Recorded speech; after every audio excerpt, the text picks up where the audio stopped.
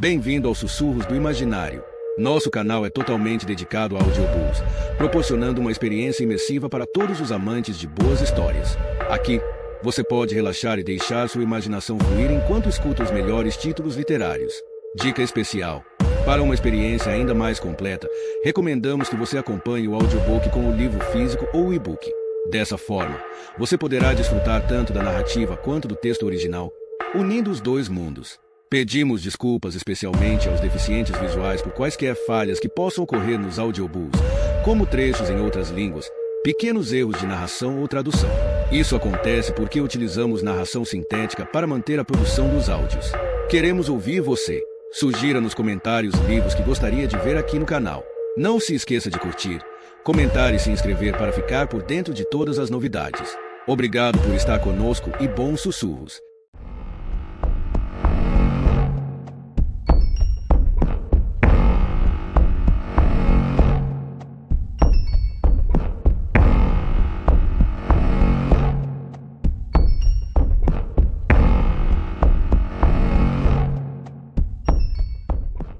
A Inquilina Silenciosa, um livro escrito por Clemence Michalon. Capítulo 1. A Mulher no Galpão. Você gosta de pensar que toda mulher tem um, e calhou de ele ser o seu. É mais fácil assim. Ninguém é livre. Não há espaço no seu mundo para quem ainda está lá fora. Não há amor pelo vento no cabelo nem paciência para o sol sobre a pele. Ele vem à noite. Destranca a porta. Arrasta as botas por um rastro de folhas secas. Fecha a porta ao entrar. Desliza o ferrolho para o lugar. Este homem, jovem, forte e arrumado. Você se lembra do dia em que o conheceu, daquele breve momento antes de ele revelar sua verdadeira natureza, e eis o que vê, um homem que conhece seus vizinhos, que sempre leva o lixo reciclável para fora a tempo, que ficou na sala de parto no dia em que sua filha nasceu, uma presença constante contra os males do mundo. Mães o veem na fila do mercado e empurram os bebês em seus braços. Pode segurar ela um minutinho? Esqueci o leite em pó, volto já. E agora ele está aqui. Agora ele é seu. Há uma ordem no que você faz. Ele olha para você, um olhar que serve de inventário. Você está aqui. Com seus 2 braços, 2 pernas, um tronco e uma cabeça. Depois vem um suspiro. Um relaxamento dos músculos das costas conforme ele se acomoda no momento que compartilham. Ele se curva para ajustar o aquecedor elétrico ou ventilador, dependendo da estação. Você estende a mão e recebe um pote. O vapor sobe da lasanha, da torta de carne, do macarrão com atum, o que quer que seja. A comida pelando deixa bolhas no céu da sua boca. Ele te entrega água. Nunca em um copo. Sempre em um cantil. Nada que possa ser quebrado e afiado. O líquido frio dá choques em seus dentes. Mas você bebe porque a hora de beber é agora. Um sabor metálico permanece em sua boca depois. Ele te entrega o balde e você faz o que tem que fazer. Já deixou de sentir vergonha há muito tempo. Ele leva seus dejetos e sai por mais ou menos 1 minuto. Você o escuta lá fora, o som das botas pisando no chão, o jato da mangueira. Quando ele volta, o balde está limpo, cheio de água com sabão. Ele observa enquanto você se lava. Na hierarquia de seu corpo, você é a inquilina e ele é o proprietário. Ele te entrega suas ferramentas, uma barra de sabão, um pente de plástico, uma escova de dente, um tubo pequeno de creme dental. Uma vez por mês, o shampoo anti-piolhos. Seu corpo, sempre criando problemas e ele mantendo-o sob controle. A cada 3 semanas, ele tira o cortador de unhas do bolso de trás. Espera até você voltar a ficar apresentável, depois o pega de volta. Toda vez ele o pega de volta. Você faz isso há anos. Você volta a vestir as roupas. Parece inútil, considerando o que vem a seguir, mas é o que ele decidiu. Não funciona, você pensa, se fizer você mesma. Tem que ser ele a descer o zíper, abrir os botões, retirar as camadas. A geografia da pele dele, coisas que você não queria saber, mas aprendeu mesmo assim. Uma pinta no ombro, os pelos que descem pelo abdômen, as mãos, a firmeza dos dedos, a pressão quente da palma sobre seu pescoço. Até o fim, ele nunca olha para você. Não tem a ver com você. Tem a ver com todas as mulheres e todas as meninas. Tem a ver com ele e todas as coisas que fervilham dentro da cabeça dele. Quando termina, ele nunca se demora. É um homem no mundo, com responsabilidades que o chamam. Uma família, um lar para administrar. Lição de casa para conferir. Filmes para assistir. Uma esposa para manter feliz e uma filha para embalar. Há itens na lista de afazeres dele além de você e de sua pequena existência, todos exigindo serem riscados. Menos esta noite. Esta noite, tudo muda. Esta noite é a noite em que você vê este homem muito cuidadoso, conhecido por dar apenas passos calculados, violar as próprias regras. Ele se levanta, mãos espalmadas no piso de madeira. Os dedos, por milagre, estão livres de farpas. Ele ajeita a fivela do cinto sob o umbigo, empurra o metal contra a pele firme da barriga. Ouça, ele diz. Algo se aguça, a parte mais essencial de você prestando atenção. Você está aqui há bastante tempo. Você analisa o rosto dele. Nada. É um homem de poucas palavras, de expressões faciais mudas. O que está querendo dizer? Você pergunta. Ele veste o casaco e puxa o zíper até o queixo. Preciso me mudar. Ele diz. Mais uma vez, você precisa perguntar. O quê? Uma veia pulsa na base da testa dele. Você o irritou. Para uma casa nova. Por quê? Ele franze a testa. Abre a boca como se fosse falar alguma coisa, depois pensa melhor. Esta noite não. Você garante que o olhar dele cruze com o seu quando ele sai. Quer que ele absorva sua confusão, todas as perguntas deixadas sem resposta. Você quer que ele sinta a satisfação de te deixar na mão. Regra número 1 para permanecer viva no galpão. Ele sempre vence. Durante 5 anos, você se certificou disso.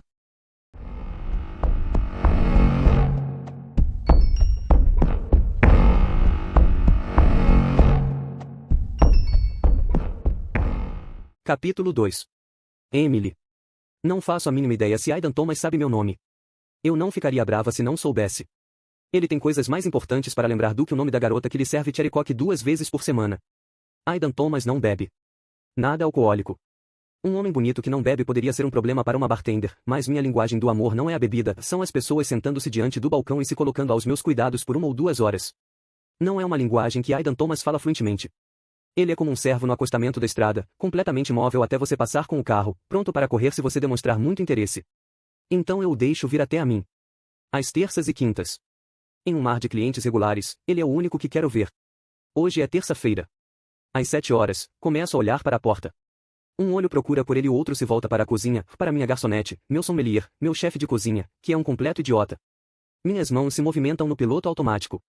Um sidecar, um refrigerante, um uísque com coca. A porta se abre. Não é ele. É a moça da mesa com 4 pessoas que teve que trocar o carro de lugar. Um bitter e água com gás. Mais um canudo para a criança sentada nos fundos. Um recado da garçonete, a moça da mesa com 4 não gostou da massa. Estava fria ou não estava muito condimentada. As reclamações não são muito claras, mas elas existem, e Cora não vai perder a gorjeta porque a cozinha não sabe usar a estufa. Tranquilizo Cora. Digo a ela para pedir para os cozinheiros refazerem a massa, com um acompanhamento qualquer grátis como pedido de desculpas. Ou para pedir para Sophie, nossa confeiteira, mandar uma sobremesa se a moça tiver cara de quem gosta de doces. O que for preciso para que se calem. O restaurante é um buraco negro de necessidades, um monstro que nunca pode ser saciado. Meu pai nunca me perguntou, ele simplesmente supôs que eu fosse assumir. E daí ele foi lá e morreu, porque é isso que os chefes de cozinha fazem e existem em um borrão de calor e caos e te deixam sozinha para recolher os pedacinhos. Aperto as têmporas com 2 dedos, tentando afastar o horror. Talvez seja o clima, é a primeira semana de outubro, ainda início do outono, mas os dias estão ficando mais curtos, o ar é mais frio. Talvez seja alguma outra coisa. Mas a sensação que tenho é de que esta noite todos os fracassos são especialmente meus. A porta se abre. É ele. Algo se ilumina dentro de mim. Uma alegria borbulha, do tipo que faz eu me sentir pequena, um pouquinho suja e possivelmente meio burra, mas é a sensação mais agradável que o restaurante tem a oferecer, e eu vou aceitá-la. Aidan Thomas senta-se ao balcão do bar em silêncio. Ele e eu não conversamos, à exceção dos gracejos de sempre. É uma dança e nós sabemos os passos de cor. Copo, cubos de gelo, máquina de refrigerante, descanso de copo de papel Amandine escrito em caligrafia vintage sobre o papelão. Uma cherry coke. Um homem satisfeito. Obrigado. Abro um sorriso rápido e mantenho as mãos ocupadas. Entre uma tarefa e outra, lavar a coqueteleira, organizar vidros de azeitona e fatias de limão, dou umas olhadas para ele. Como um poema que sei de cabeça, mas nunca me canso de recitar, olhos azuis, cabelo loiro escuro, barba parada. Linhas de expressão sob os olhos, porque ele viveu, amou e perdeu. E então, as mãos, uma apoiada sobre o balcão, a outra ao redor do copo. Firmes. Fortes. Mãos que contam uma história. Emily. Cora está debruçada sobre o bar. O que foi agora? Nick está dizendo que temos que parar de servir o contrafilé. Reprimo um suspiro. Os chiliques de Nick não são culpa de Cora. E por que teríamos que fazer isso? Ele disse que o corte não está certo, e os tempos de cozimento não estão batendo. Tiro os olhos de Aidan e fico de frente para Cora. Não estou dizendo que ele está certo, ela diz. Ele só me pediu para te dizer isso. Em qualquer outra ocasião, eu sairia do bar para conversar com Nick pessoalmente. Mas ele não tiraria aquele momento de mim. Diga a ele que o recado foi recebido. Cora fica esperando o restante. Ela sabe tão bem quanto eu que dizer que o recado foi recebido e não vai tirar Nick do pé de ninguém. Diga que se alguém reclamar do contrafilé, eu mesma resolvo. Prometo. Eu assumo toda a culpa. O contrafilégate vai ser meu legado. Diga que a comida está sendo muito elogiada hoje. E diga também que ele deveria se preocupar menos com o contrafilé e mais com o que sai de sua estação, se o pessoal está liberando comida fria. Cora levanta as mãos, como se dissesse tudo bem, tudo bem. Ela segue na direção da cozinha. Dessa vez, eu me permito suspirar. Estou prestes a voltar minha atenção para algumas taças de martini que precisam ser polidas, quando sinto um olhar sobre mim. Aidan. Ele levantou os olhos do balcão, dando um meio sorriso. Contrafilégate, é. Merda. Ele ouviu. Obriguei-me a rir. Desculpe por isso. Ele balança a cabeça, toma um gole da cherry coke. Não precisa se desculpar, ele diz. Retribuo o sorriso e me concentro nas taças de martini, dessa vez para valer. De canto de olho, vejo Aidan terminar de beber o refrigerante. Nossa coreografia recomeça, um inclinar de cabeça para pedir a conta. A mão erguida rapidamente para se despedir. E, num piscar de olhos, a melhor parte do meu dia terminou. Recolho a notinha de Aidan, uma gorjeta de $2, como sempre, e o copo vazio. Só quando vou limpar o balcão que percebo, um entrave, uma mudança em nosso Paz de Deus tão bem ensaiado. O descanso de copo. O descanso de papel que coloquei sob a bebida dele. Agora seria a hora em que eu jogaria no lixo reciclável, mas não consigo encontrá-lo. Talvez tivesse caído? Dou a volta no balcão, olho para o pé da banqueta em que ele estava sentado há poucos minutos. Nada. É muito estranho, mas inegável. O descanso de copo sumiu.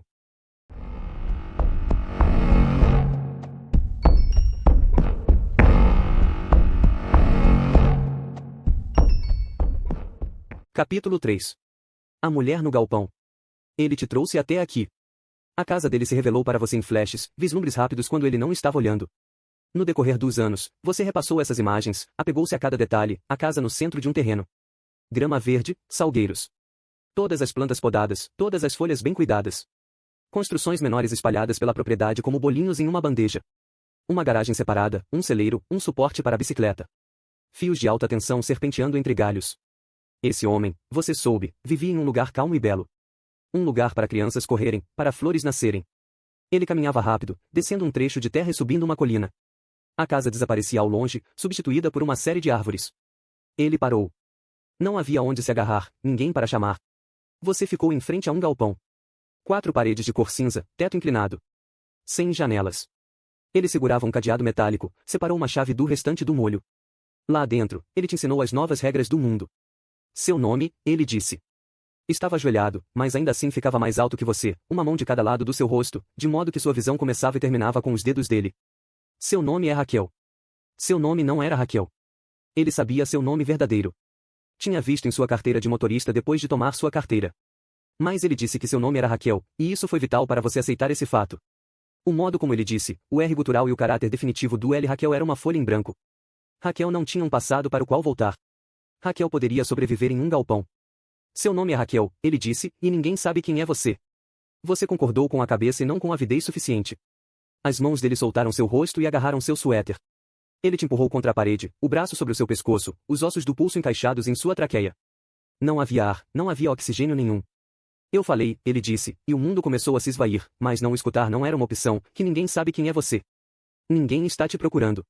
Você está entendendo, porra? Ele soltou. Antes de você tossir, antes de você ficar ofegante, antes de você fazer qualquer outra coisa, você acenou com a cabeça. Com intenção. Acenou como se sua vida dependesse disso. Você se tornou Raquel. Vem sendo Raquel há anos. Ela te manteve viva. Você se manteve viva. Botas, folhas mortas, ferrolho. Suspiro. Aquecedor. Tudo como sempre, exceto ele.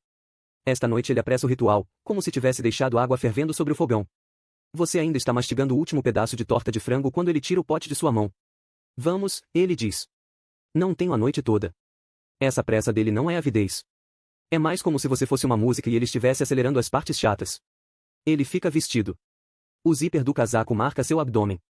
Uma mecha de seu cabelo prende no fecho do relógio dele. Ele puxa o pulso, livra-se de você. Você ouve uma laceração. Seu couro cabeludo arde. Tudo palpável, tudo real, mesmo quando ele paira sobre você como um fantasma. Você precisa dele aqui. Com você. Precisa dele relaxado e confortável. Precisa de que ele fale. Espera até depois. Já vestida definitivamente. Quando ele se prepara para sair, você passa a mão no cabelo.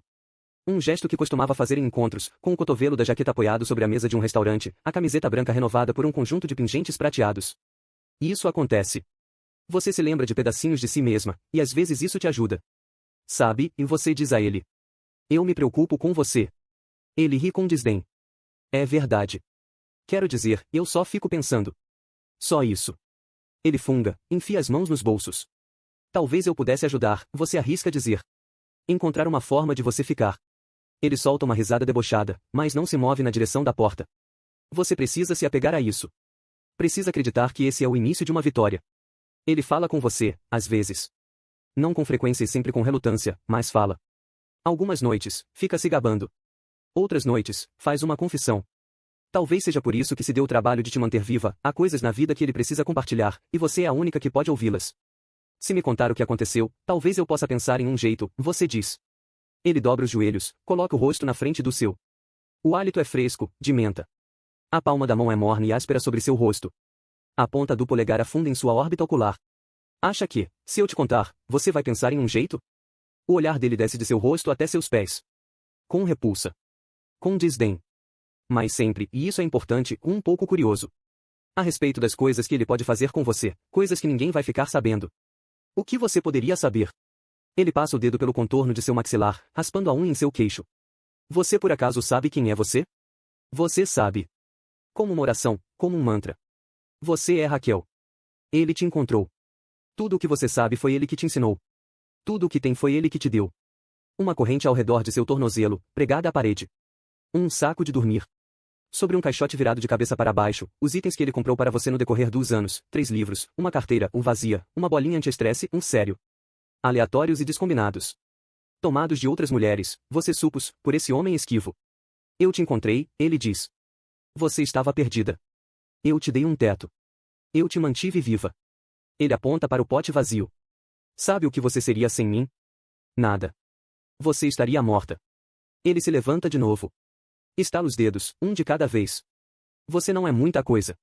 Sabe disso. Mas no galpão, nessa parte da vida dele, você é tudo o que ele tem. Ela está morta, ele diz. Sente como aquilo soa e repete, ela está morta. Você não tem ideia sobre quem ele está falando, até que ele acrescenta, os pais dela vão vender a casa. Então você entende. A esposa dele. Você tenta pensar todos os pensamentos de uma vez.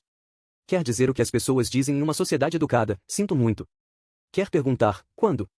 Como? Fica imaginando, será que foi ele? Será que ele finalmente surtou? Então vamos ter que nos mudar. Ele fica andando de um lado para o outro, na medida do possível em um galpão. Perturbado, o que não é do feitio dele. Mas você não tem tempo para as emoções desse homem. Não tem tempo a perder imaginando se foi ele que matou ou não. E daí se foi ele? Ele mata. Você sabe disso. O que você precisa fazer é pensar. Pesquisar nas dobras atrofiadas de seu cérebro, aquelas que costumavam resolver os problemas da vida cotidiana. A parte em você que ajudava seus amigos, sua família. Mas a única coisa que seu cérebro grita é que se ele se mudar, se sair dessa casa, dessa propriedade, você morre. A menos que consiga convencê-lo a te levar junto. Sinto muito, você diz. Você sente muito o tempo todo. Sente muito pela morte da esposa dele. Sente muito, muito mesmo, pelas injustiças do mundo, pela forma como se abateram sobre ele. Você sente muito por ele estar preso com você, uma mulher tão carente, sempre com fome, com sede e com frio, e tão intrometida.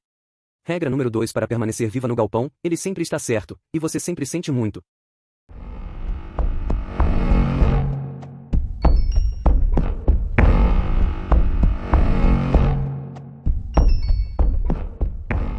Capítulo 4. Emily. Ele está de volta. Terças e quintas. Confiável como um uísque de boa qualidade, repleto de promessas. Aidan Thomas tira o chapéu forrado com pelúcia, sob o qual seu cabelo parece com penas desordenadas. Esta noite, ele carrega uma sacola de lona na cor verde, como as que vendem em lojas do exército. Ela parece pesada, a alça pende esticada do ombro. A porta bate quando ele entra. Eu me assusto. Normalmente ele a fecha com cuidado, uma mão na maçaneta, a outra no batente. Ele fica de cabeça baixa enquanto caminha até o bar. Há um peso em seus passos, e não é só culpa da sacola. Algo pesa sobre ele. Ele enfia o chapéu no bolso, ajeita o cabelo, larga a sacola no chão. Meus manhatãs já estão prontos? Com um olhar distraído, empurro 2 drinks na direção de Cora. Ela se afasta. Aida espera até ela sair e olha para mim. O que deseja? Ele abre um sorriso cansado. Vou até a máquina de refrigerante. Vou trazer o de sempre. Uma ideia me ocorre. Ou posso preparar alguma outra coisa, se precisar de algo para levantar o ânimo. Ele solta uma risada ofegante. Está tão óbvio assim? Dou de ombros, como se nada disso importasse muito. É meu trabalho notar. Os olhos dele ficam vagos. No fundo, Eric gesticula. Está descrevendo os pratos do dia para uma mesa com 4 pessoas. Seus clientes o observam atentos, de olhos arregalados. Eric é tão bom nisso, ele sabe apresentar. Sabe como conquistar a afeição de sua mesa, como inflar as gorjetas de 2 para 5% em poucas frases. Doce Eric. Um amigo que continuou sendo meu amigo quando me tornei sua chefe. Que sempre me apoia. Que, de algum modo, acredita em mim, em minha capacidade de gerenciar esse lugar. Vamos fazer uma tentativa. Pego um copo baixo, dou uma polida rápida. Aidan Thomas ergue as sobrancelhas em minha direção. Alguma coisa está acontecendo, nova, diferente. Ele não sabe ao certo se gosta. Fazer isso com ele me mata, quando tudo o que ele queria era sua cherry coke de sempre. Volto já. Faço o possível para manter um andar casual. Atrás das portas vai-vem, Nick está debruçado sobre 4 pratos do dia, costeleta de porco empanada, purê de batata com queijo e molho de bacon com cebolinha. Simples, mas saboroso, ele me disse. As pessoas querem saber o que tem no prato, mas não vêm até aqui para comer coisas que poderiam preparar em casa. Como se isso tivesse sido ideia dele, e não o que meu pai começou a martelar na minha cabeça antes mesmo de eu começar a andar. Comida de verdade, com preços bons, meu pai costumava dizer. Não queremos servir só o pessoal da cidade. Eles aparecem aos fins de semana, mas são os moradores daqui que nos sustentam durante a semana. Temos que pensar primeiro neles. Eric passa por mim ao sair da cozinha com 3 pratos equilibrados no braço esquerdo. Pela porta, ele vê Aida no balcão do bar. Faz uma pausa e se vira para mim, abrindo um meio sorriso. Finjo não notar e vou até a câmara fria. Ainda tem um pouco daquele chá de flor de sabugueiro que fizemos na hora do almoço? Silêncio. Todos estão trabalhando ou me ignorando. E o Wanda, a terceira mosqueteira de meu trio com Eric, devia saber, mas ela está no salão, provavelmente recitando os prós e contras da uva Gewürztraminer em comparação à Riesling. Continuo procurando, até localizar a jarra atrás de um galão de molho Orente. Sobrou mais ou menos uma xícara. Perfeito. Corro para fora. Aida está esperando com as mãos sobre o balcão. Ao contrário da maioria de nós, ele não pega o celular no instante em que se vê sozinho. Sabe como ficar em sua própria companhia, como se estender por um momento até encontrar a quietude, ou até mesmo o conforto. Desculpe pela espera. Com o olhar dele sobre mim, coloco um cubo de açúcar dentro do copo. Fatia de laranja, algumas gotas de angostura. Acrescento um cubo de gelo, o chá, e mexo. Com uma colher, nada estraga tanto o estilo de um bartender quanto luvas de plástico, pesco uma cereja ao marasquino de um pote. Vou lá. Ele sorri diante de minha entonação exagerada do francês. Um calor se forma em minha barriga. Empurro o copo na direção dele. Ele o leva até a altura do rosto, sente o cheiro. Então me ocorre, com uma obviedade ofuscante, que não tenho ideia do que esse homem gosta de tomar além de cherry coke. O que você está me servindo? Ele pergunta. Um Old Fashioned virgem. A versão sem álcool de um drink das antigas. Ele sorri. Das antigas e virgem? Acho que faz sentido. O calor se infiltra sob minhas bochechas. Imediatamente, quero negar meu corpo, o rosto que cora com a mera sugestão de sexo, as mãos deixando marcas úmidas sobre o balcão. Ele toma um gole e me poupa de ter que pensar em uma resposta sagaz, estala os lábios ao repousar o copo. É bom. Meus joelhos cedem por um instante. Espero que ele não consiga perceber que meus ombros, meu rosto, meus dedos, todos os músculos de meu corpo relaxam de alívio. Que bom que gostou. Ouço dedos tamborilando na lateral esquerda do balcão. Cora. Ela precisa de um vodka martini e um Bellini. Encho uma taça de martini com gelo, viro para procurar uma garrafa de champanhe aberta. Aidan Thomas gira o cubo de gelo no fundo da bebida. Toma um gole rápido e gira novamente. Aqui está esse homem lindo, que fez tanto por nossa cidade. Que perdeu a esposa há um mês. Sentado em meu bar, sozinho, mesmo não bebendo. Fico pensando que, se existe um buraco no centro de sua vida, talvez manter esse hábito lhe traga algum tipo de conforto. Preciso pensar que isso, nossos silêncios compartilhados, nossa rotina silenciosa, significa alguma coisa para ele também. Todos na cidade têm uma história com Aidan Thomas. Se for criança, ele salvou sua pele momentos antes da parada de Natal. Apareceu quando você mais precisava, com um cinto de ferramentas na cintura, para consertar seu trenó capenga, endireitar os chifres de sua rena. 2 anos atrás, quando houve aquela tempestade terrível e uma árvore caiu sobre a casa do Sr. Macmillan, Aidan foi até lá e instalou um gerador enquanto trabalhava nos fios de alta tensão. Voltou todos os fins de semana do mês seguinte para consertar o telhado. O Sr. Macmillan tentou pagar pelo favor, mas Aidan se recusou a aceitar o dinheiro. A história de minha família com Aidan Thomas aconteceu quando eu tinha 13 anos. Meu pai estava no meio do serviço do jantar no restaurante quando a câmara fria queimou. Não me lembro dos detalhes, ou talvez nunca tenha me preocupado em saber. Era sempre a mesma coisa, um motor com defeito, um mau contato. Meu pai estava ficando louco, tentando descobrir uma forma de consertar e comandar a cozinha ao mesmo tempo. Um homem adorável que estava ali jantando com a esposa soube do ocorrido e se ofereceu para ajudar. Meu pai hesitou. Então, em um raro momento Axidane, ele levou o homem até a cozinha. Aidan Thomas passou boa parte da noite de joelhos, pedindo educadamente por ferramentas e acalmando os funcionários exaustos. Quando o serviço do jantar terminou, a câmara estava esfriando. E meu pai também. Na cozinha, ele ofereceu a Aidan Thomas e sua esposa taças de aguardente de pera. Ambos recusaram, ele não bebia álcool e ela estava grávida. Eu estava ajudando aquela noite, como fazem os filhos de donos de restaurante. Quando fui encher a tigela de balas do balcão da entrada, encontrei Aidan Thomas no salão. Ele estava tateando os bolsos do casaco como os clientes costumam fazer ao fim de uma refeição, esperando localizar carteiras, celulares e chaves de carro.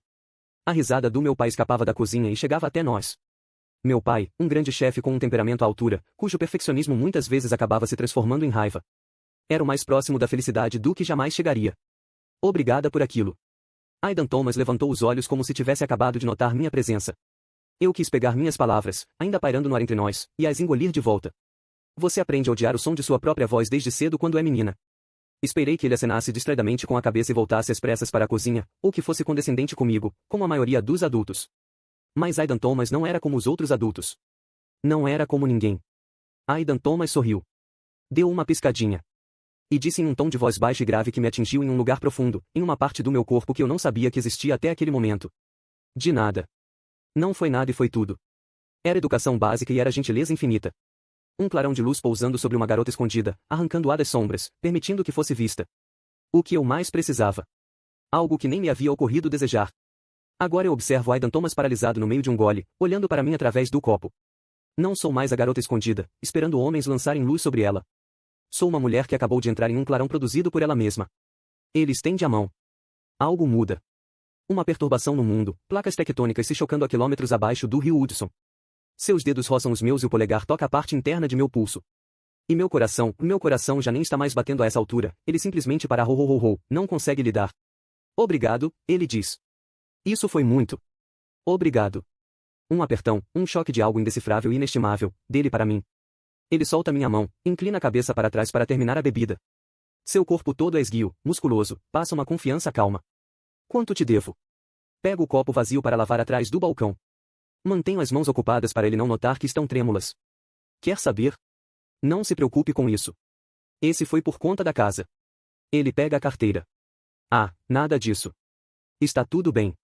Sério mesmo. Você pode me pagar uma bebida em breve ficamos quites é o que eu diria se a esposa dele não tivesse morrido, tipo, 5 minutos atrás. Em vez disso, peguei um pano limpo e comecei a polir o copo dele. Você paga na próxima. Ele sorri e guarda a carteira no bolso, depois se levanta para vestir a parca. Viro para guardar o copo na prateleira atrás de mim. Meu braço para na metade do caminho. Sim, estou nervosa e meu rosto está queimando, mas algo acabou de acontecer. Eu me arrisquei e deu certo. Falei e não aconteceu nenhum desastre em seguida. Talvez eu ouse só mais um pouquinho. Eu viro e me apoio no balcão, fingindo fechar melhor a tampa de um vidro de cebolas em conserva. Para onde vai agora? Pergunto, como se conversa fiada fosse o básico de nosso vocabulário compartilhado. Aidan Thomas fecha o zíper da parca, coloca o chapéu e pega a sacola de lona. Ela se acomoda na altura de seu quadril com um barulho metálico. Para algum lugar onde eu possa pensar um pouco.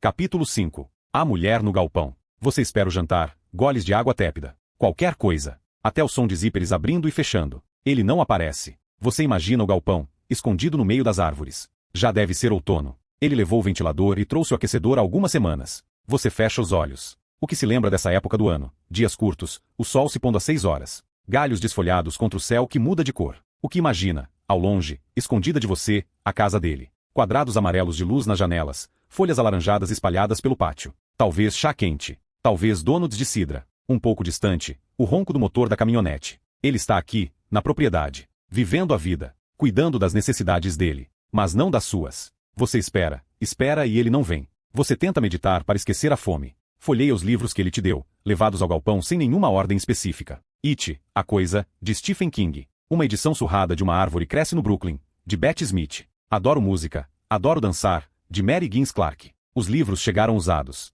Páginas com orelhas. Anotações nas margens. Você perguntou uma vez, há muito tempo atrás, se eram dele. Ele fez que não com a cabeça. Mais bugigangas. Você imaginou. Coisas que ele tomou daquelas que não tiveram tanta sorte quanto você. Você se agacha em um canto do galpão. Sem ele para trazer o balde, não há alternativa. Ele vai ficar furioso, se voltar. Vai torcer o nariz, jogar um frasco de água sanitária em sua direção. Comece a esfregar, e só pare quando não der mais para eu sentir esse cheiro. Você tenta não se preocupar, porque a preocupação atrapalha a sobrevivência. Ele já te deixou antes. Mas não desse jeito. Nos primeiros 9 meses após a sua chegada no galpão, o homem que te mantinha nele disse que ia a algum lugar. Trouxe o balde, uma caixa de barras de cereal e uma embalagem de garrafas de água pequenas. Eu preciso ir, ele disse. Não eu quero. Não eu tenho que. Eu preciso. Você não vai fazer nada. Não vai se mover. Não vai gritar. Sei que não vai. Ele te segurou pelos ombros. Você sentiu o ímpeto de envolver as mãos dele com as suas. De se agarrar a ele, só um pouquinho. Você é Raquel. Ele te encontrou. Tudo que você sabe foi ele que te ensinou.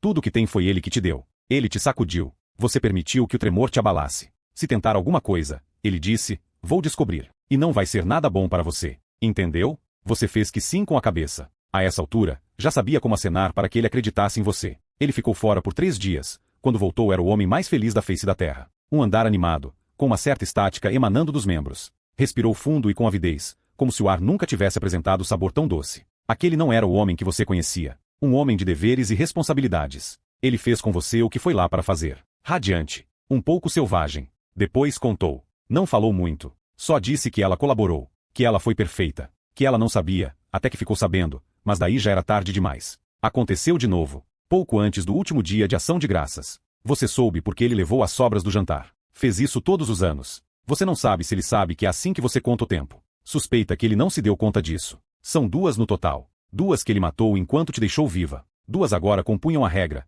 enquanto você permanecia sendo exceção. Todas as vezes que ele te deixou, houve uma preparação. Dessa vez, não te deu nada. Será que se esqueceu de você? Será que encontrou outro projeto a que se dedicar? Sem as visitas dele, é difícil contar os dias. Você acha que o barulho do carro sinaliza quando ele sai pela manhã e quando volta à noite, mas não dá para ter certeza. Seu corpo te diz quando dormir e quando acordar. Encostando a palma da mão na parede, você tenta sentir o calor do sol e o frio da noite. Com base em suas estimativas, passa um dia, depois outro. No fim do que parece ser o segundo dia, sua boca parece uma lixa. Morcegos unem ao redor de seu cérebro. Você chupa os dedos para produzir saliva, lambe a parede do galpão em busca de água condensada, qualquer coisa para aliviar a sede. Logo você não passa de um corpo, um crânio, uma coluna, uma pelvis, pés sobre tábuas de madeira, a pele viscosa e uma respiração ofegante. Talvez ele tenha superestimado sua resiliência. Talvez vá te matar sem querer. Vai voltar, abrir o galpão e te encontrar fria e inerte, como sempre deveria ter sido. No que você considera ser o terceiro dia, o cadeado faz barulho. Ele é uma silhueta na porta, balde em uma mão, uma garrafa na outra. Você deveria sentar-se, pegar a água da mão dele, abrir a tampa e beber, beber, beber até o mundo voltar a entrar em foco. Mas não consegue. Ele tem que ir até você, ajoelhar ao seu lado, posicionar a garrafa junto a seus lábios. Você engole. Seca a boca com as costas da mão. Ele não parece ele mesmo. Quase sempre, é um homem que cuida da aparência. Cortes provocados por uma lâmina de barbear aparecem em seu rosto e no pescoço. O cabelo tem perfume de capim-limão, os dentes são brancos e as gengivas parecem saudáveis. Você nunca viu, mas pode dizer que ele passa fio dental sempre, toda manhã ou toda noite, com um pouco de enxaguante bucal para finalizar. Mas esta noite ele parece desarrumado. A barba está por fazer. O olhar desvia, sem foco, de um lado para o outro do galpão. Comida? Sua voz sai áspera. Ele faz que não com a cabeça. Ela ainda está acordada, encaixotando coisas. Você supõe que ele está se referindo à filha. Então não tem nada, nada mesmo. Você está abusando da sorte, sabe disso, mas se passaram 3 dias, e sem a sede entorpecendo seu corpo, você sente tudo, o vazio da fome sob a caixa torácica, a dor nas costas, 1000 alarmes apontando para suas partes quebradas. Ele levanta as mãos. O que foi? Acha que dá para eu colocar um prato no micro-ondas e sair pela porta sem ela fazer nenhuma pergunta? A comida que ele traz é sempre parte de um todo. Uma porção de lasanha, uma tigela de ensopado, o quadrado do meio de um macarrão de forno. Alimentos que passam despercebidos. Muito mais discreto do que uma fatia de pizza, um cheeseburger inteiro, a coxa de um frango assado. Todo esse tempo, ele vem cozinhando porções grandes, separando parte dos pratos e trazendo para você. É uma das formas que encontrou de te manter em segredo. Ele senta-se ao seu lado com um resmungo. Você espera ele puxar o zíper de sua jaqueta, colocar as mãos em seu pescoço. Em vez disso, ele leva a mão ao cós da calça. Há um reflexo, um brilho de metal. Você reconhece a arma. É a mesma que ele apontou para você 5 anos atrás, uma pistola preta e o silenciador lustroso. Seus dedos dos pés se contorcem como se estivessem se preparando para correr. A corrente aperta, fria e pesada em seu tornozelo. Ela puxa para baixo como se fosse te enterrar no chão. Primeiro o pé, depois o resto. Foque. Concentre-se nele. O peito dele se move para cima e para baixo, uma respiração profunda após a outra. Sem a confusão da desidratação, você o analisa mais claramente. Cansado, mas não esgotado. Zonzo, mas não doente. Ele está péssimo, sim, mas está feliz. Como se fica depois de uma tarefa exaustiva, uma corrida longa ou uma escalada íngreme. Como se fica depois de matar alguém. Ele coloca a mão no bolso e joga algo em seu colo, um gato oferecendo um rato morto. Óculos de sol, de marca, a julgar pela armação pesada e o símbolo na lateral. Totalmente inútil dentro do galpão, mas isso não importa. O que importa é que isso pertencia a alguém, e ela não precisa mais dele. Agora você sente isso nele. O triunfo, a euforia sem limites de uma caçada bem-sucedida. Ela chama por você. Que tipo de trabalho tinha para poder comprar óculos de sol como aqueles? Como eram seus dedos quando os ajustava sobre o nariz? Será que ela já os usou para prender o cabelo? Será que já os usou em uma tarde de verão no banco do passageiro de um conversível com a capota baixada, com os cabelos soltos chicoteando as bochechas? Você não pode fazer isso. Não pode pensar na outra. Não tem tempo para ficar chocada ou desolada. Isso é uma chance. O excesso de confiança dele. Esta noite, ele vai se sentir capaz de qualquer coisa. Então, ouça, você diz. Ele pega os óculos de volta, provavelmente questionando a escolha. Você poderia quebrar as lentes, transformá-las em armas. Andei pensando sobre sua mudança. As mãos dele ficam imóveis. Você corre o risco de estragar a diversão. Está levando de volta as perturbações da vida cotidiana, quando tudo que ele quer é aproveitar a euforia até quando durar. Você poderia me levar junto? Ele levanta os olhos e solta uma risadinha. Ah, tá bom, ele diz. Acho que você não entende. Mas você entende. Conhece a luz e a sombra dele. Sabe que ele vai te ver quase toda noite. Com certeza ele estará aqui toda noite. Sabe que ele se acostumou a certas coisas. Não é de você que ele gosta, não exatamente, mas de você à disposição dele. O que ele quer, sempre que quiser. O que ele vai fazer sem você? Só estou dizendo que, você diz a ele, que ainda poderíamos nos ver. Não teria que terminar. Não é necessário. Ele cruza os braços diante do peito. Eu poderia estar bem ali, você diz a ele. Você aponta com a cabeça na direção da porta. Na direção do exterior, do mundo que ele tirou de você e a uma miríade de pessoas. E ninguém saberia. Ele sorri. Coloca a mão atrás de sua cabeça. Acaricia seu cabelo com gesto suave e equilibrado de um homem que sabe que está seguro, e depois puxa. O suficiente para machucar. E, é claro, ele diz, você só está preocupada comigo. Você paralisa sob o toque dele. Ele se esquiva, abre o ferrolho, convida o ar frio da noite a entrar no galpão. Do lado de fora, o clique do cadeado. Ele está voltando para casa, para sua filha, para o que quer que tenha restado de luz e ternura dentro do lar deles. Regra número 3 para permanecer viva no galpão. No mundo dele, você é a coisa mais pura. Tudo o que acontece deve acontecer com vocês dois.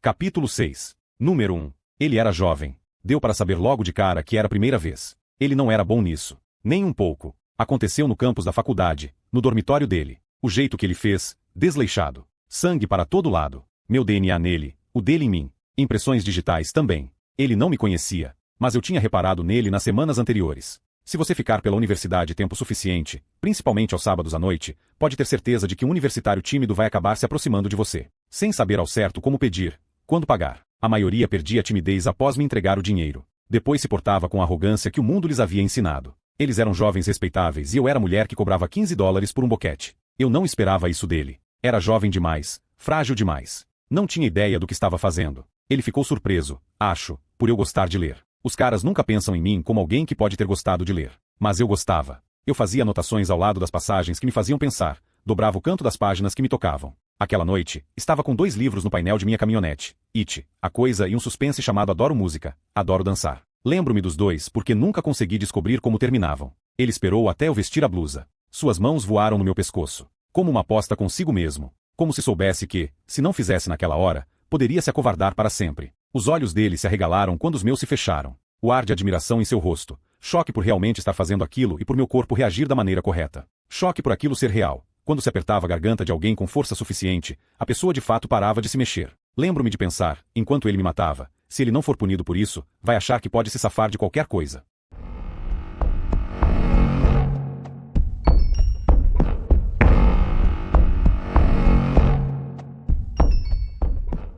Capítulo 7. A mulher no galpão. Você se lembra de pedacinhos de si mesma, e às vezes isso te ajuda. Como Matt. Matt era a coisa mais próxima que você tinha de um namorado quando desapareceu. Ele era como todo o resto, uma promessa que nunca se concretizou. O que você mais lembra sobre Matt? Ele sabia arrombar cadeados. No galpão, você pensou muito em Matt. Tentou algumas vezes. Arrancou uma lasca de madeira do chão, fez um entalhe discreto na parede. A madeira não era páreo para fechadura grande na corrente. Você ficou com medo que pudesse quebrar. E depois aconteceria o quê? Depois você estaria ferrada. Você se lembra de pedacinhos de si mesma, e às vezes isso te ajuda. Só às vezes. O homem que te mantém presa volta no dia seguinte com comida quente e um garfo. Você enfia pedaços enormes na boca antes de pensar em tentar identificar o que está comendo. Espaguete com almôndegas. Demora mais umas 3 garfadas para perceber que ele está falando, e mais 2 para encontrar forças para soltar o garfo. O que ele está dizendo é mais importante para sua sobrevivência do que uma única refeição. Me diga seu nome. Seus ouvidos estão zumbindo. Você coloca a tampa no pote de comida. A última almôndega te chama.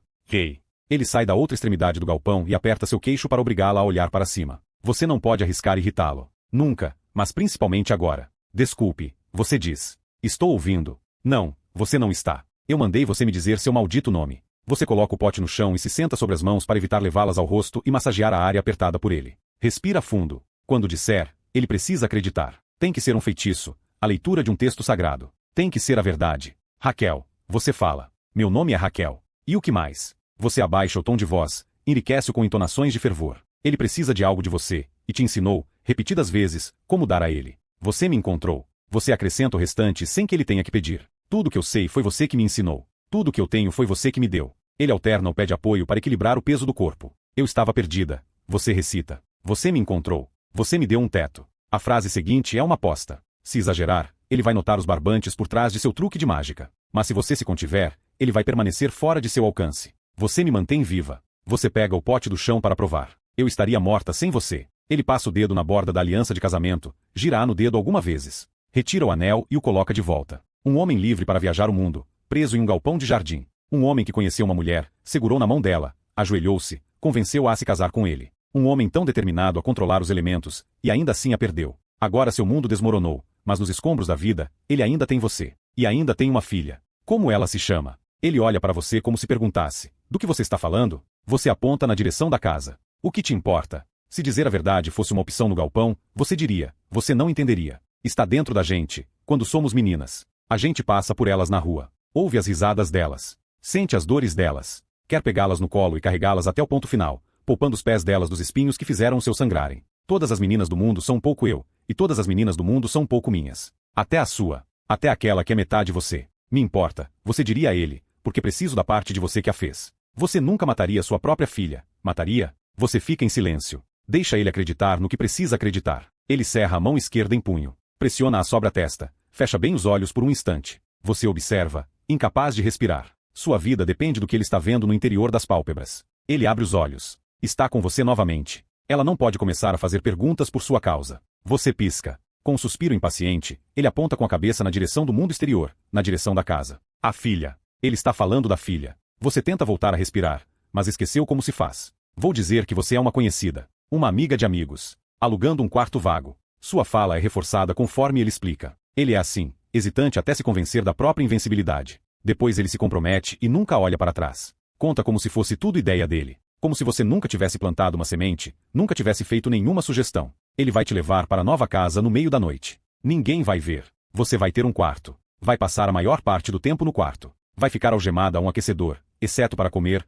tomar banho e dormir. Vai ter café da manhã quase todo dia, almoço em alguns fins de semana, jantar na maioria das noites. Você vai ter que pular uma refeição aqui e ali. Nenhum inquilino, mesmo os mais amigáveis ou carentes, comeria com o proprietário da casa e sua filha o tempo todo. À noite, você vai dormir algemada à cama. Ele vai te visitar, como sempre. Essa parte não vai mudar. E você vai ficar em silêncio. O tempo todo, você será muito silenciosa. Você vai falar com a filha dele apenas durante as refeições, só o suficiente para afastar suspeitas. É para isso que servem as refeições. Ele vai deixar você acessível a ela, assim perderá o mistério. Ela não vai ficar curiosa sobre você. Você vai virar parte da vida dela. Uma parte chata, uma parte que ela nem vai pensar em questionar. Acima de tudo, você deve agir normalmente. Ele enfatiza esse ponto várias vezes, entre as regras para o banho e as regras para dormir e as regras para comer. Você não pode deixar transparecer nenhum sinal da verdade. Se isso acontecer, vai se machucar. Você concorda com a cabeça. É tudo o que pode fazer. Tenta imaginar, você, ele e a filha dele, todos no mesmo lugar. Uma cama, um colchão, um travesseiro, cobertas, móveis, café da manhã e almoço, comida servida no prato, um chuveiro de verdade, água quente, conversas, uma janela para o mundo, uma terceira pessoa. Pela primeira vez em 5 anos, alguém além dele. Ele para de andar de um lado para o outro e se agacha na sua frente. A pele ao redor das unhas está em carne viva, recém-roída. Ele ergue seu queixo mais uma vez, levanta seu rosto. O mundo inteiro, bem ali nos olhos dele. Os dedos dele descem por seu pescoço, o polegar junto à garganta. Ele poderia fazer. Agora. Seria muito fácil, como amassar um pedaço de papel. Ninguém vai saber. O rosto dele cora iluminado pela lanterna de acampamento. Isso é o mais importante. Entendeu? Só eu. E Cecília. Cecília. Você tenta dizer em voz alta, mas o nome fica preso em suas cordas vocais. Você o engole de volta. A filha dele. Há algo tão orgânico nisso. Tão nobre. Ele em um hospital, enrolado em um avental de papel, segurando com as mãos trêmulas um recém-nascido ensanguentado. Um homem se tornando pai. Será que ele se levantava às 2, 3, 5 da manhã para dar mamadeira para ela? Será que esquentava leite no escuro, com o cérebro confuso devido à privação de sono? Será que ele a levou para andar no carrossel, a ajudou a apagar a vela do primeiro aniversário? Será que dormiu no chão ao lado da cama quando ela estava doente? São só os dois agora? Ele deixa ela ter celular? Quando ela chora, se é que chora, ele encontra as palavras certas. No velório da mãe dela, ele soube como colocar a mão no ombro dela? Dizer coisas como: os que amamos nunca se vão, eles ficam vivos em nossas lembranças, você só precisa viver uma vida que a deixaria orgulhosa? É um nome lindo, diz. Mas você não devia ter me contado.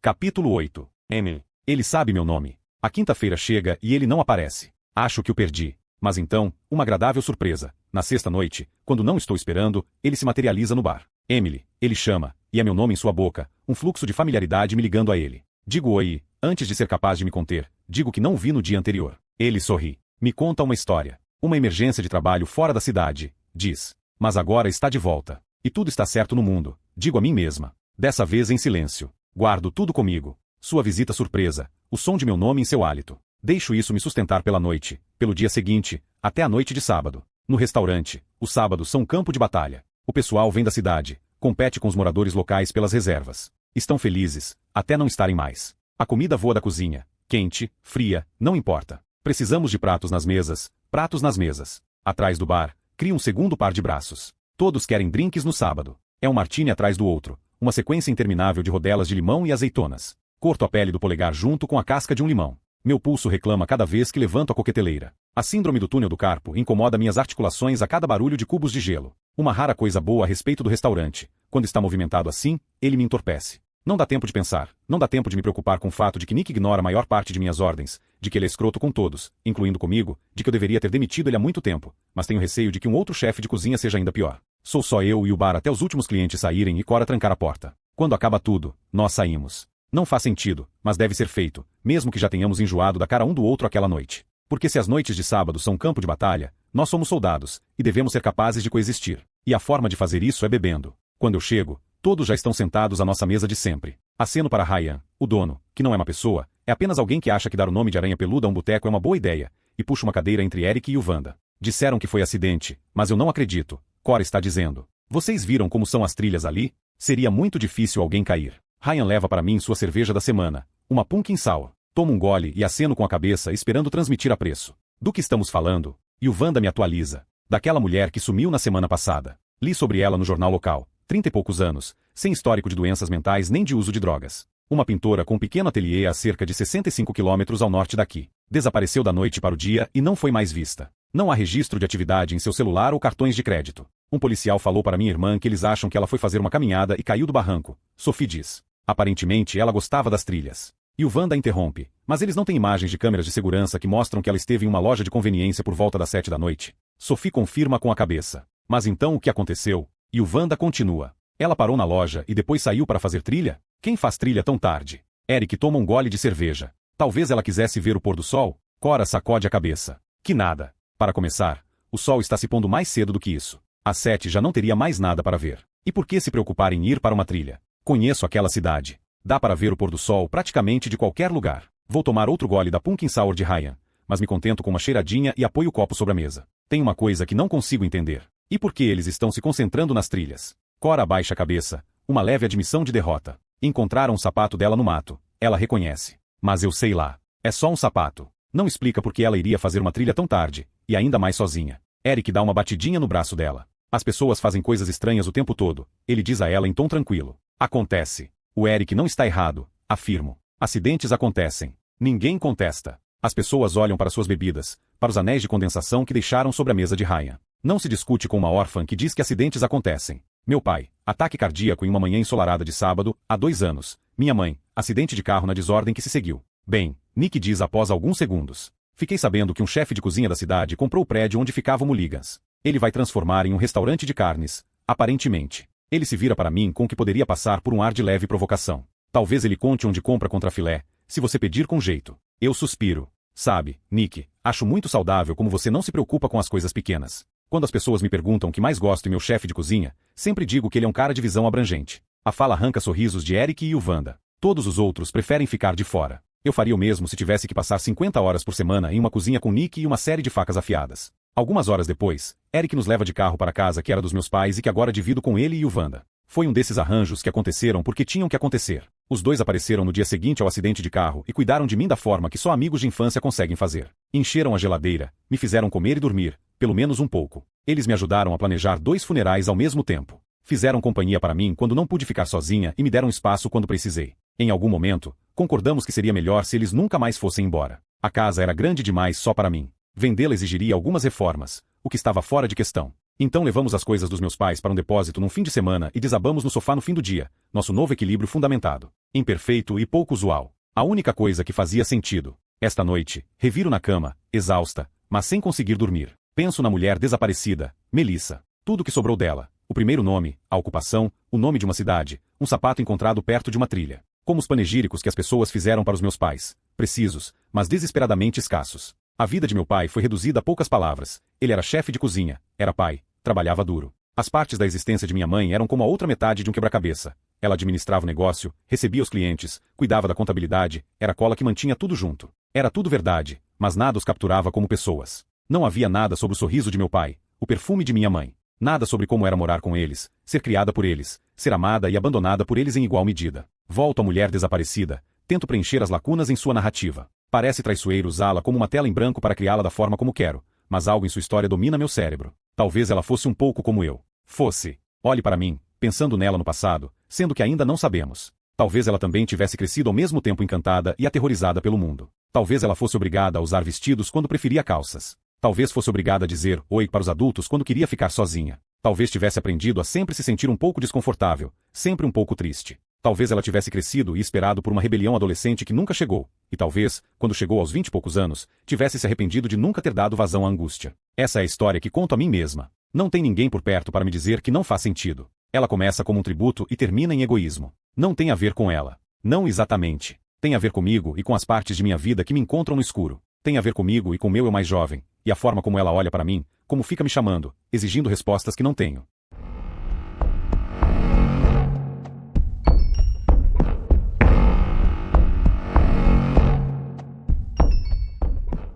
Capítulo 9. A mulher no galpão, quando ainda era menina. Os sinais de alerta chegam em 2001, ano de seu 10º aniversário. A mãe de sua melhor amiga descobre um câncer. O apartamento de sua prima é saqueado e seus bens mais valiosos desaparecem da noite para o dia. Sua tia morre. Cada vez a lição fica um pouco mais clara. Coisas ruins acontecem com pessoas que você conhece. Você começa a suspeitar que coisas ruins podem, um dia, acontecer com você. Em um canto de seu coração, espera ser exceção. Até então, teve uma vida abençoada. Pais amorosos que te ensinaram a andar de bicicleta no Riverside Park. Um irmão mais velho que não te trata como idiota. Fadas se debruçaram sobre seu berço e te deram essas coisas lindas. Por que sua sorte acabaria? Sua infância termina com a esperança praticamente intacta. Então, começam os anos da adolescência e as coisas ficam mais difíceis. Seu irmão toma os comprimidos. Uma primeira vez, uma segunda vez. Você aprende a se sentir triste. Aprende a ocupar o buraco no coração de seus pais, aquele que anseia por um filho de ouro. Você completa 15 anos. Está pronta para alguém ver quem você é de verdade. Está pronta para alguém amar seu verdadeiro eu. Em uma estação de esqui, beija um garoto pela primeira vez.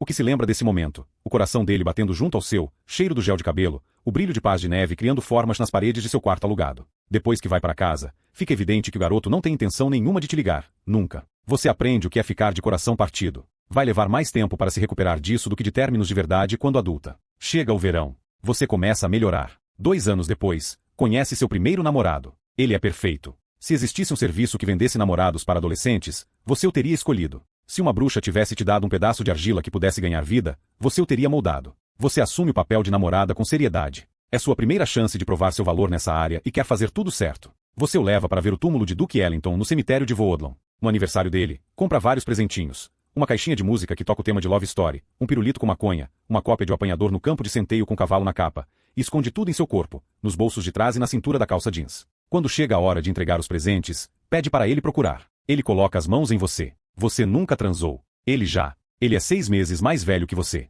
Você não tem pressa para crescer. Sabe que deveria sentir vergonha disso, mas não sente. Não o suficiente para mudar de ideia. Mas faz outras coisas, e é bom estar com um cara que sabe o que fazer. Você o deixa colocar a mão embaixo de sua camiseta. Deixa abrir seu sutiã com 2 dedos. Deixa desabotoar sua calça jeans. Depois disso, fica tensa e ele percebe. Ele para. Ele sempre para. Perto de completar 2 meses, pensa em terminar o relacionamento. Em vez disso, você permite que a paixão se instale. Uma tarde ensolarada de julho, está deitada sob as árvores no campus da Colômbia e percebe que se passaram 6 meses. As pessoas dizem que você tem sorte por um cara como ele ter ficado com uma menina como você por tanto tempo sem pressionar para transar. Você sorri e diz que sabe disso. E sabe mesmo. Mal pode acreditar que ele é seu. Às vezes ele pega no sono, ou finge que está dormindo. Você só sabe que ele está aqui, com os olhos fechados, e mesmo seu braço estando dormente, não consegue imaginar tirá-lo debaixo da cabeça dele. Você tem 17 anos. O amor é ainda mais doce do que você esperava. Uma noite, seus pais vão a Nova Jersey para um evento beneficente. Ele vai para sua casa. Vocês assistem a um filme,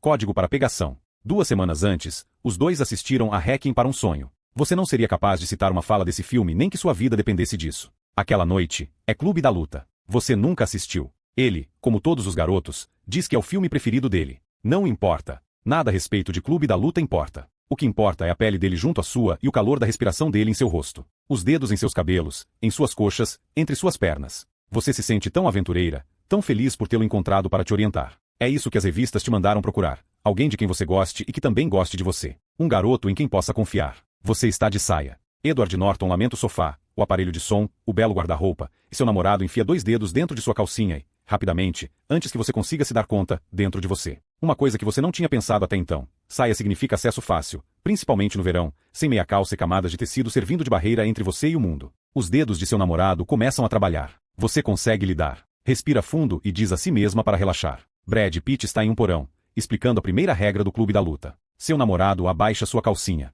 Você nunca se sentiu tão nua na vida. Uma risada sai de seu peito como uma tosse. Seu namorado reage te beijando com mais avidez. Há uma escalada aqui que você não consegue processar direito. O rosto de Edward Norton se arrebenta no chão de concreto. Você e seu namorado estão nus da cintura para baixo. As pessoas te falaram para dizer não. Nunca explicaram como. Deixaram bem claro que o mundo não pararia por você e que era sua responsabilidade fazer com que ele desacelerasse, mas ninguém deu nenhuma instrução além disso. Ninguém te falou como olhar nos olhos da pessoa que você ama e dizer que quer parar. Idealmente, seu doce namorado entenderia sem você ter que dizer. Ele notaria que seus braços ficaram moles, que os dentes estão batendo. Mas Edward Norton manda poemas por e-mail para os colegas de trabalho e seu namorado procura uma camisinha. Você não fazia ideia de que ele guardava essas coisas no bolso interno da mochila. Não fazia ideia de que ele tinha um sistema para aquelas coisas. Brad Pitt faz um monólogo sobre como a propaganda destrói a alma. Você fica olhando seu namorado entrar em você. É sua primeira vez, e ela acontece porque você está com medo de dizer não. Porque o garoto que estava com você se esqueceu de olhar em seus olhos. Na semana seguinte, você deixa uma mensagem de voz para ele. Diz que pensou bem e acha melhor vocês terminarem. Desliga o telefone e chora. Anos depois, você vai digitar o nome dele na busca do Facebook. O perfil vai estar trancado, com um quadrado cinza onde deveria estar a foto. Você não vai adicioná-lo. Nesse meio tempo, você sobrevive. É claro que sim. Você transa novamente. Às vezes o sexo é ruim. Às vezes é chato. Com mais frequência do que gostaria, você se vê retornando àquele momento. Não se esquece do primeiro. Não se esquece do garoto que te ensinou a sobreviver como uma estranha em seu próprio corpo.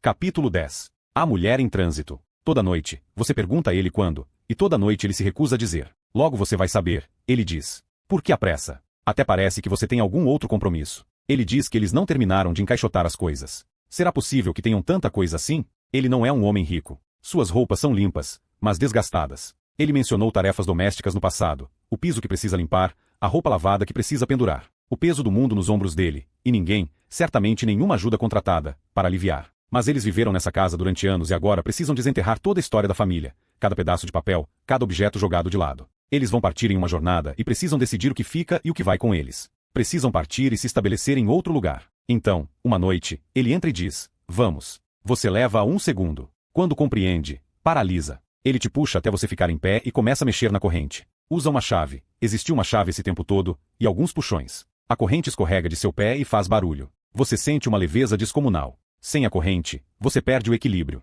Então se apoia na parede. Ele já está puxando seu braço, tentando te levar para fora o mais rápido possível. Vamos, ele diz. Ande. Em alguns segundos, haverá grama sob seus pés e nenhuma parede à sua volta. Espere. Você dá um passo na direção dos fundos do galpão. As mãos dele quase escorregam. Ele te encontra de novo, aperta firme, com a força de um homem que nunca, jamais, vai te soltar. Seu braço esquerdo é torcido tão de repente que sua visão embaça. O peso dele pressiona suas costas. Só pode ser brincadeira. Você fica ofegante, com a mão livre, aponta para os livros. Ele te deu um saco plástico há muito tempo, para protegê-los da umidade. Quis te mostrar, você imagina, que ele sabe cuidar das coisas que possui. Há também as bugigangas sobre o caixote, todas as coisas que ele tomou de outras e passou para você. Só queria pegar minhas coisas, você diz por entre os dentes cerrados. Eu juro. Me desculpe. Puta que o pariu. Ele te leva até a pilha de livros, seu braço esquerdo está colado no quadril. Os pés dele se prendem nos seus. Você tropeça. Ele te pega e te coloca de pé. Ande. O corpo dele se move junto com o seu quando você agacha para pegar o saco plástico.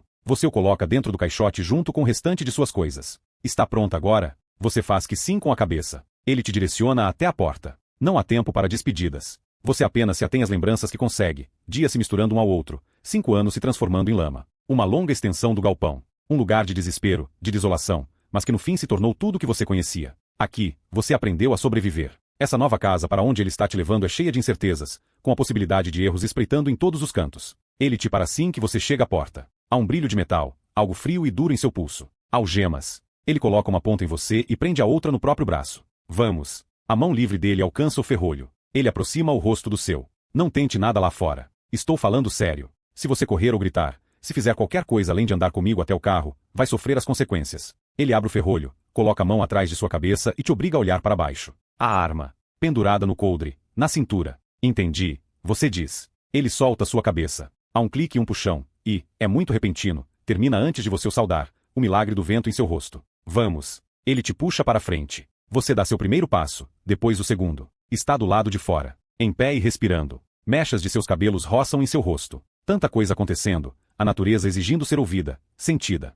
O vento soprando as folhas das árvores, o solo vibrando sob seus pés descalços. Insetos zumbindo e galhos rangendo. A umidade do orvalho em seus tornozelos. Outro puxão. Vocês estão indo na direção da caminhonete estacionada. Pela segunda vez na vida, você vê o exterior do galpão. Ripas verticais pintadas de cinza, moldura branca ao redor da porta. Bem cuidado e arrumado. Ele não é um homem que deixa ervas daninhas crescerem em sua propriedade, nem é adepto a mudanças. Se alguém visse o galpão, jamais suspeitaria. À sua esquerda, se forçar a vista, dá para ver a silhueta distante da casa. Grande, larga, vazia. Uma casa onde, você imagina, uma família já foi feliz, luz brilhando no teto, risadas ecoando pelos corredores, reverberando em eletrodomésticos brilhosos. Agora as janelas estão escuras, a porta fechada. Lembranças se foram. Terra queimada, uma vida coletiva apagada de suas paredes. Você segue em frente. Um homem ocupado e ávido te apressa a seu destino. Esta noite não é para você. Nada disso é para você. Acima, você sabe, está o céu. Talvez estrelas. Talvez a lua. Você precisa olhar. Poderia te custar muito inclinar o pescoço para dar uma espiada. Ele não gostaria.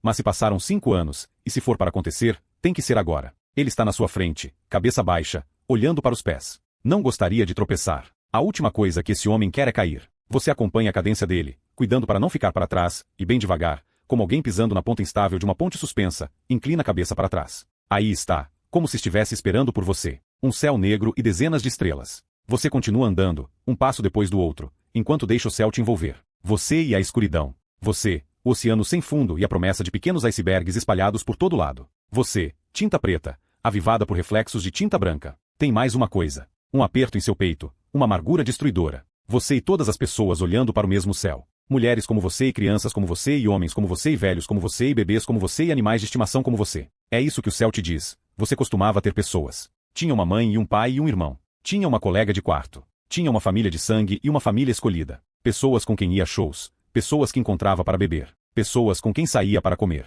Pessoas que te seguravam nos braços e te erguiam para o mundo. Você foi procurar por isso e agora tem. Uma comunhão silenciosa que te dilacera. Uma pontada nas panturrilhas. Algo surgindo do seu âmago. Você precisa encontrá-las de novo. As pessoas que ele tirou de você. Um dia, terá que correr para elas. O que está fazendo? Ele parou e se virou. Está olhando para você olhando para o céu. Seu pescoço volta rapidamente para o ângulo natural. Nada. Você diz a ele. Desculpe. Ele balança a cabeça e te puxa para frente. O céu te enfraqueceu. Você quer gritar, arranhar o próprio peito e correr, correr, correr, mesmo sabendo, e sabendo muito bem, que seria seu fim. Estúpida. É isso que acontece quando você pensa sobre as pessoas do lado de fora. Regra número 1 para permanecer viva fora do galpão. Você não corre, a menos que tenha certeza. Ele para de novo. Você tropeça, mas consegue parar bem a tempo de não se chocar com ele. Está parada ao lado da porta do passageiro da caminhonete. Ele abre a porta e você coloca o caixote no banco de trás. Um último vislumbre de folhas verdes, uma respirada furtiva de ar fresco. Você se senta no banco de poliéster na frente. Ele abre o lado dele das algemas.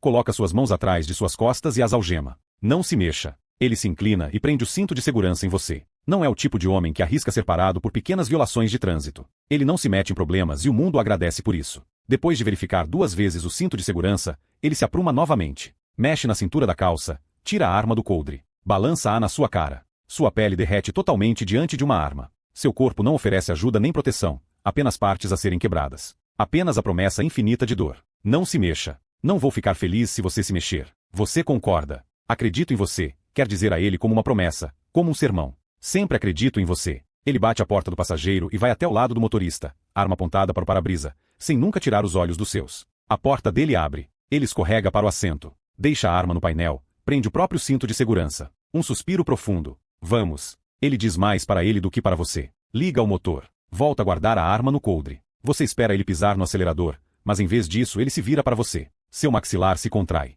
Ele poderia mudar de ideia. No último minuto, poderia decidir que isso não vai dar certo. Que seria mais fácil, melhor, se você desaparecesse para sempre. Quando chegarmos lá, será bem tarde. Ela vai estar dormindo. Você vai ficar bem quieta. Não quero que ela acorde no meio da noite e comece a fazer perguntas. Você concorda com a cabeça. Certo. Agora feche os olhos. Você não consegue se conter e franze a testa. Eu disse para fechar os olhos. Você fecha os olhos. A explicação vem quando a caminhonete retumba sob suas coxas. Ele não quer que você veja onde está nem para onde está indo. A mesma coisa de 5 anos atrás, quando ele te levou, só que daquela vez você foi vendada. Ele te entregou uma bandana e te obrigou a amarrá-la sobre os olhos enquanto te levava para a propriedade. Mas aquilo foi antes e isso é agora. Ele te conhece agora. Sabe que você faz o que ele manda fazer. Em qualquer outra circunstância, você arriscaria. Abriria os olhos e daria uma olhada rápida. Mas esta noite não. Esta noite, o que importa é permanecer viva. Você se concentra no balanço e nas sacudidas da caminhonete. Ela atravessa o que você imagina ser a saída da garagem antes de chegar a uma superfície lisa, asfalto, provavelmente.